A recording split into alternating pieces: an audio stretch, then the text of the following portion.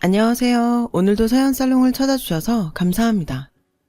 저는 얼마 전 첫 아이를 임신한 예비 엄마예요. 남편도 저도 아이를 좋아해서 결혼하고 1년 뒤부터 열심히 몸 관리를 하며 임신 준비를 했어요. 그런 노력에도 불구하고 연이어 3번이나 실패를 해서 속상했었는데 드디어 임신이 되었지 뭐예요. 남편은 절대 안정이 필요하다며 육아휴직을 신청하라고 했어요. 말이 쉽지 직장생활 하면서 구미에 맞게 육아휴직 쓰는 게 어디 쉽나요?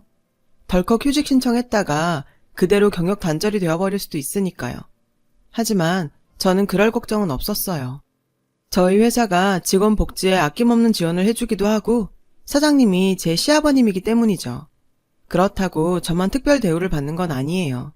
아버님께서는 저뿐 아니라 아이를 키우거나 임신 중인 직원들에게 똑같은 복지를 제공하고 계시거든요. 그래서 다른 회사들처럼 눈치 안 보고 육아휴직을 쓸 수 있어요. 회사 사람들 중에는 제가 사장님 며느리라는 걸 모르는 사람이 없어요. 제 결혼식에 참석했던 회사 동료들이 식장에서 저희 시아버님을 봐버린 탓이었죠. 처음에는 이게 부담스러워서 이직을 할까 고민을 많이 했어요. 아무래도 동료들이 저를 예전처럼 대하기 힘들 테니까요. 그렇다고 쉽게 그만둘 수도 없었어요. 이 회사는 제가 대학을 졸업하고 처음 가진 직장이었고 제 사회생활이 시작된 곳이니까요. 병아리 신입사원 때부터 울고 웃으면서 일 배우고 보람을 느낀 회사거든요. 그런 제 마음을 아셨는지 아버님께서는 제가 원하는 대로 하라고 하셨고 저는 끝내 계속 일을 하겠다고 했어요. 다음날 아버님은 전 직원에게 편지를 담은 초콜릿을 돌리셨어요. 편지에는 다음과 같은 내용이 담겨 있었어요. 당신은 지금껏 직원들을 가족처럼 생각했기에 제가 직원에서 며느리가 되었다고 해도 이전과 달라진 것은 없다고요. 그러니 전처럼 동료로서 칭찬과 질책을 통해 동료애를 나눠달라고요. 아버님의 그런 정성 덕분에 저는 오히려 동료들과의 관계도 돈독해졌고 지금까지 직장 생활을 잘 해왔어요. 그러다 임신을 하게 되어서 지금은 잠시 휴직을 하게 되었어요. 아버님께서는 첫 손주를 보실 생각에 저보다 더 들뜨셔서 벌써부터 아기용품을 사서 보내고 계세요. 저를 늘 딸처럼 보살펴주시는 아버님은 네가 복덩이라 복덩이 아기를 가진 것 같으시며 늘 제 건강도 염려하세요. 그런 아버님의 모습을 보면 마음 한켠이 짠하고 감사할 뿐이죠. 아버님은 저를 처음 보셨을 때부터 저를 예뻐해 주셨어요. 게다가 저희 가족과의 특별한 인연을 알게 되신 후로는 친딸처럼 저를 아끼고 살펴주고 계세요. 저는 외동딸로 태어나서 부모님 사랑을 듬뿍 받고 자랐어요. 일상적인 소소한 행복을 누리고 살던 우리 가족은 아빠가 다니던 회사에 부도가 나면서 모든 게 변해버렸어요. 아빠 회사 사장님이 무리하게 사업을 확장하려다 투자 사기를 당했어요. 그로 인해 회사는 한순간에 무너져버리고 말았고 아빠를 비롯한 직원들은 하루아침에 실업자가 되었죠.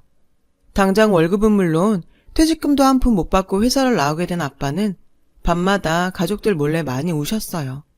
평소 잘 드시지도 못하는 술까지 드시며 시리에 빠져 있었죠. 엄마는 아빠의 건강을 걱정하셨고요. 한동안 자포자기한 상태로 지내던 아빠는 어린 저를 위해서라도 주저앉을 수 없다시며 여러 곳에 이력서를 넣으며 구직 활동을 하셨어요. 하지만 그런 노력에도 불구하고 아빠는 일자리를 얻지 못했어요. 결국 엄마는 생활비를 벌기 위해 식당 일을 시작하셨고 우리는 방 한 칸짜리 반지하로 이사를 하게 되었어요. 반지하로 들어가던 날 그제야 정말 우리 집이 가난해졌다는 걸 실감할 수 있었어요. 눈물이 날 것 같았지만 부모님이 마음 아파하실까봐 애써 참아야 했죠. 상에 올라오는 반찬 가짓수도 급격히 줄었고 엄마는 늘 가계부를 쓰시며 한숨을 지으셨어요. 아빠는 일자리를 구하는 동시에 일용직 노동을 시작하셨어요. 구직만 바라보며 손가락 빨고 살 수는 없었으니까요. 특별한 기술이 없었던 아빠는 새벽부터 공사장에서 벽돌을 나르며 막노동을 하셨어요. 저녁이 돼서야 집에 돌아온 아빠는 늘 먼지투성이었어요. 저는 그런 아빠가 안쓰러워서 아빠한테 달려가 어깨를 주물러드리곤 했어요. 제가 해드릴 수 있는 건 그것뿐이니까요. 엄마가 식당 일로 벌어오는 월급과 아빠의 일당으로 우리 가족은 하루하루 연명하다시피 생활을 했어요. 시간이 지나도 아빠는 취직이 안 됐고 결국 반노숙자 생활을 하게 되셨죠.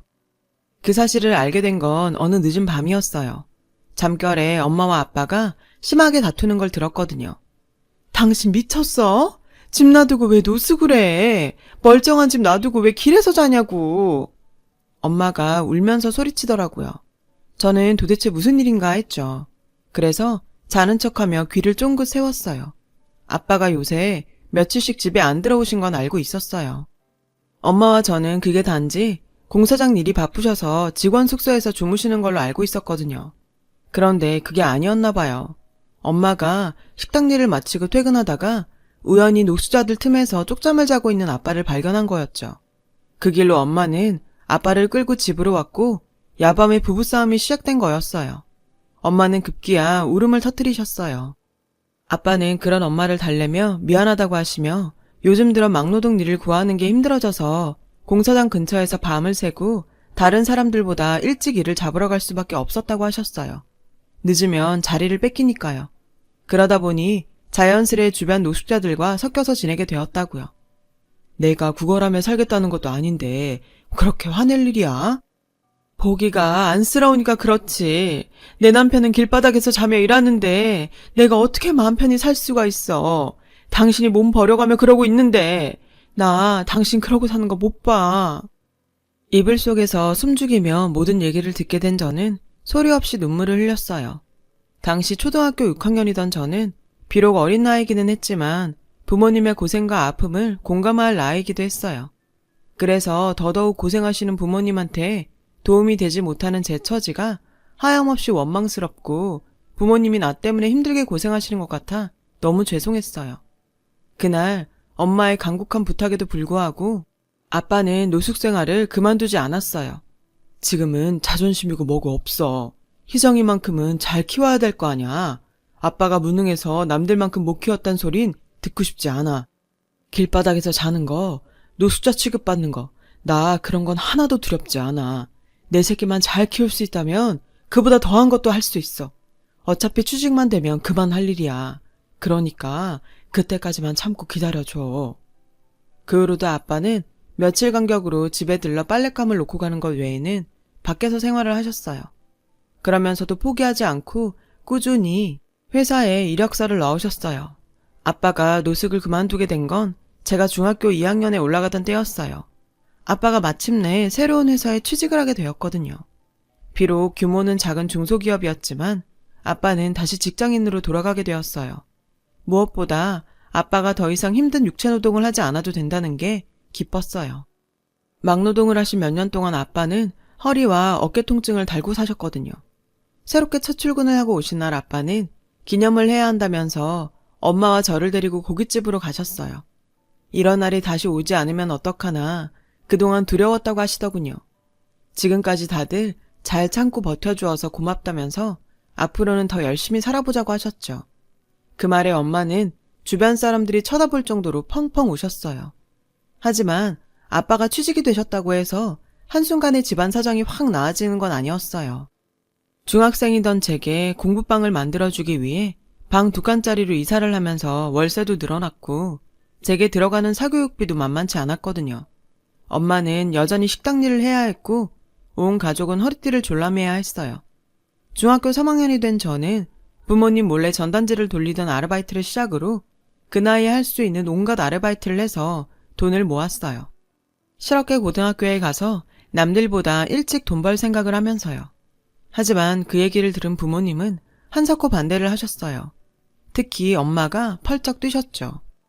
그동안 그 고생을 하면서도 널 학원에 보냈던 건 너만큼은 엄마 아빠처럼 고생하지 않고 살기를 바랬기 때문이야. 당장 친구들보다 돈 몇 푼 더 일찍 버는 게 뭐가 중요하니. 10년, 20년 뒤에 내 인생을 생각해. 뭐가 더 너를 위한 건지 생각해 보라고. 그러니까 쓸데없는 생각하지 말고 넌 공부해서 대학 갈 생각이나 해. 저는 아무 말도 하지 못하고 부모님 뜻에 따라 인문계 고등학교에 진학을 했어요. 제가 고등학교에 가고 난 뒤 아빠가 많이 아프기 시작하셨어요. 몇 년 동안 길에서 노숙을 하고 쉼없이 막노동을 하면서 몸을 혹사한 탓에 그 후유증이 나타나기 시작한 거죠. 처음에는 어깨나 허리에 단순한 근육통이 있는 정도로 알았는데 내부 장기에 문제가 있는 거였더라고요. 병원에 가서 건강검진을 받아보니 신장과 간에 문제가 있다고 하더군요. 그런데도 아빠는 고집을 부리며 치료도 거부하고 계속 일을 하셨어요. 치료는 제 대학 등록금은 마련한 다음에 받아도 늦지 않는다면서요. 게다가 수당 때문에 야근도 불사하셨죠.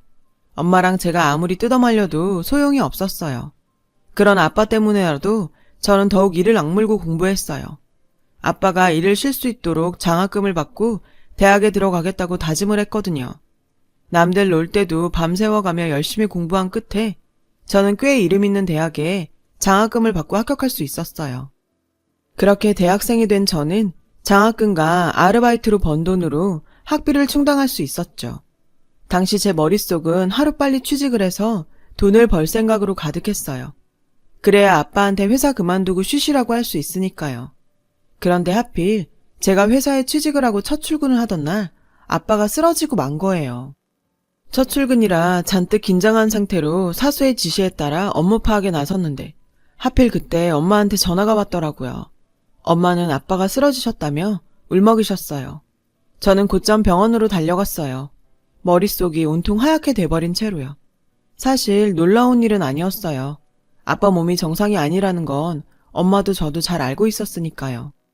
왜 더 강하게 아빠를 말리지 못했을까 후회가 됐어요. 병원에서는 아빠 신장이 많이 안 좋다며 당장 입원해서 상태를 지켜보고 수술 여부를 결정해야 한다고 말했어요. 아빠가 입원을 하자 엄마는 식당 일을 마치면 곧장 병원으로 가셔서 아빠 곁을 지키셨어요. 다음날 아침에 병상을 지키시다 출근을 하곤 하셨죠. 물론 중간에 저랑 교대를 하기도 했지만 저보다는 엄마가 많이 고생을 하셨어요. 그렇게 아빠의 병간호를 하며 정신없이 보내던 와중에 한 남자가 나타났어요. 바로 지금의 제 남편이죠. 남편은 아버님 회사에서 평사원으로 경험을 쌓고 있던 상태였어요. 남편이 사장 아들인 건 알고 있었어요. 이미 남편에 대한 소문은 회사에 퍼져 있었거든요. 남편과 저는 팀원으로 함께 프로젝트를 진행했어요. 남편은 그때부터 제게 호감을 보이며 적극적으로 대시했어요. 하지만 제게 연애는 사치였기에 외면해야 했어요. 그런데도 남편은 끊임없이 구애를 해왔어요. 하는 수 없이 저는 제 가정사까지 얘기할 수밖에 없었죠. 저는 지금 연애할 상황이 못 돼요. 우리 아빠부터 살려야 돼요. 우리 아빠 저 공부시키느라고 몸이 부서져라 일하셨거든요. 그 바람에 지금은 병원에 누워 계세요. 제가 지금 누구를 만나고 할 상황이 못 된단 말이에요. 무슨 사정이 있을 거라고 생각했어요. 그렇게 열심히 일하는 직원은 본 적이 없으니까요. 어떤 상황이든 서로 의지하면 더 힘이 되잖아요. 같이 이겨내요, 우리. 남편의 진심 어린 구애에 결국 저는 그 마음을 받아들이기로 했어요. 남편과의 연애는 그렇게 시작되었어요. 남편은 늘 자신이 데이트 비용을 부담하려고 했어요. 그럴 때마다 미안하기도 하고 한편으론 고맙기도 했죠. 그래서 종종 돈을 모아 선물을 하기도 했는데 사실 그래봐야 소박하고 초라한 것들 뿐이었죠. 그런데도 남편은 그런 선물에 감동하며 기뻐해 주었어요. 혹여 제가 상처받지 않도록 배려하는 남편의 그런 모습에 늘 고마웠죠. 한 번은 이런 일도 있었어요. 남편이 저 몰래 저희 부모님을 찾아가 인사를 드리고는 몰래 밀린 병원비를 냈더라고요. 나중에 그 사실을 안 저는 그딴 동정 필요 없다고 소리를 치며 화를 냈어요. 남편은 차분한 목소리로 그러더군요. 잠깐 만나고 헤어질 사이였다면 나도 모른 척 했을 거야. 하지만 난 너랑 미래를 함께 할 생각이고 그러니까 내 부모님 일은 내일이기도 해. 그날 이후 남편은 기다렸다는 듯이 제게 결혼 얘기를 자주 꺼냈어요. 알고 보니 병원비를 대신 내주던 그때 이미 저희 부모님을 만나 뵙고 저와 결혼하고 싶다는 얘기를 했다더군요. 남편은 얼마 뒤 아버님 회사를 나갔어요. 그리고는 자신의 능력으로 다른 기업에 입사했어요. 업계에서 꽤 알아주는 곳이어서 연봉도 높고 직원 복지도 좋은 곳이었죠. 그 회사로 이직을 하자마자 남편은 제게 청혼을 했어요. 저는 아빠 때문에 망설여지기는 했지만 그래도 경제력이 어느 정도 갖춰졌다고 생각해 승낙했어요. 솔직히 남편을 놓치기 싫었거든요. 남편은 이미 저희 부모님을 뵙고 인사를 드린 뒤라 상견례 전에 먼저 예비시댁에 인사를 갔어요. 제 입장에선 사장님 부부를 뵙는 거였죠. 지금껏 그렇게 긴장한 건 처음이었어요. 사장님 부부는 저를 반겨주셨어요. 말씀 한마디 한마디가 따뜻하더라고요. 남편의 선한 마음씨가 어디서 나온 건지 한 번에 알 수 있었죠. 남편이 미리 저희 집 사정을 말씀드린 것 같았어요. 어머님께서 첫 만남에 제게 이제 그만 걱정은 내려놓고 남편 사랑받으며 편히 살라고 하시더라고요. 충분히 행복할 자격이 있다면서요. 예비 시어머니의 말씀에 저는 뭉클해서 하마터면 눈물이 날 뻔했지 뭐예요. 내가 무슨 복으로 이런 분들을 시부모로 만나게 되었나 싶었어요. 그렇게 인사를 드리고 상견례 날짜를 잡았어요. 아빠 몸 상태를 고려해서 상견례장은 병원 근처 한식당으로 잡았어요. 다행히 아빠는 병원에 몇 시간 외출 허가를 받고 나올 수 있었어요. 남편과 시부모님은 먼저 도착해 있었고 저랑 엄마는 아빠를 휠체어에 태우고 룸으로 들어갔어요. 시부모님께서 반갑게 맞아주셨어요. 엄마랑 어머님이 인사를 나누는 동안 저는 아버님 쪽으로 휠체어를 끌고 가 아빠와 아버님을 소개시켜 드렸어요. 그런데 저희 아빠를 본 아버님 얼굴이 갑자기 굳어버리지 뭐예요. 그 모습에 덩달아 저희 아빠도 표정이 굳으셨어요. 그런데 그 순간 갑자기 아버님께서 무릎을 꿇고는 저희 아빠 손을 잡았어요. 그리고는 소리내 펑펑 울기 시작했어요. 그 바람에 그 자리에 있던 모든 사람들은 당황할 수밖에 없었죠. 아버님은 한참을 우시더니 고개를 들고는 저희 아빠한테 그러시는 거예요. 형님, 저 기억 안 나요? 저 정수예요, 정수. 형님이 살아야 된다고 뺨까지 때려가며 살렸던 정수라고요. 그 말을 들으신 아빠는 잠시 생각을 하시더니 눈을 크게 뜨셨어요. 아니, 정말 정수야? 네가 정수 맞아? 그리고는 아버님을 끌어안고는 함께 울기 시작하셨어요. 손을 맞잡고 우시는 두 분을 보던 저희는 모두 당황했고 두 분을 진정시킨 후에야 사정을 들을 수 있었어요. 아빠와 아버님은 오래전 길바닥에서 만났던 사이라고 하셨어요. 아빠가 노숙자들 곁에서 자며 막노동을 하던 시절이었죠. 그때 아버님은 주식 투자에 실패한 뒤 제 남편과 어머님을 시골 처가로 보내곤 서울에 혼자 남아 계셨다고 했어요. 어머님한테는 일을 구한다고 거짓말을 하시곤 노숙자 생활을 하셨던 거죠. 당시 아버님은 절망적인 상황에 하루에도 몇 번씩 죽고 싶다는 생각을 하시며 지내고 계셨다고 해요. 그러다 결국에는 다른 노숙자들에게 자신의 옷이나 짐들을 모두 나누어 주었고 길바닥에 누워 얼어 죽을 생각을 했었다나 봐요. 그 모습을 본 저희 아빠는 아버님을 깨워 자신의 옷을 입혀 살려내셨고요. 자식도 있는 놈이 어떻게 목숨을 끊을 생각을 해. 애비 없는 자식을 만들려고. 누군 살고 싶어서 사냐? 나도 죽고 싶어. 그런데 못 죽겠더라. 나 죽고 내 새끼도 나처럼 이러고 살게 될까봐 그게 겁나서 못 죽겠더라. 그러니까 살아. 살아서 내 자식이 대학 가고 결혼해서 아들 딸 낳고 사는 것까지 다 지켜보고 그러고 죽어. 그때 가선 죽으래도 죽기 싫어질 테니까. 저희 아빠의 말에 아버님은 삶의 의지를 다지셨고 저희 아빠와 함께 막노동을 하시면서 돈을 모으셨다더군요. 그리고 몇 년 뒤 남편이 고등학교를 졸업할 무렵에 지금의 회사를 세우셔서 지금까지 회사를 키워오셨다고요. 형님 아니었으면 난 진작에 죽었소. 그런데 형님은 왜 이렇게 되신 겁니까? 왜 이렇게 아프시냐고요? 두 아버지의 이야기를 들은 가족들은 모두 눈물을 흘렸어요. 어려웠던 지난날이 떠올라 울었고 그 시절을 아버지란 이름으로 힘겹게 버텨야 했던 두 분이 가여워 울었어요. 한참을 울먹이던 어머님은 눈물을 닦으시며 이러셨어요. 사돈어른 감사합니다. 하마터면 우리 애 저 혼자 키울 뻔한 걸 사돈께서 막아주셨네요. 대신 우리 며느리는 제가 감사하는 마음으로 아끼며 보살피겠습니다. 그동안 고생 많으셨는데 이제 아무 걱정 마시고 병마와 싸워주세요. 병원비는 걱정 마시고요.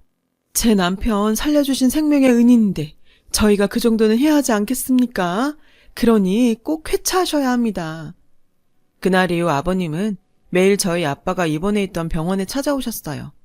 두 분은 도란도란 지난날의 얘기도 나누시고 가끔은 자식들 자랑도 하시면서 회포를 풀고는 하셨죠.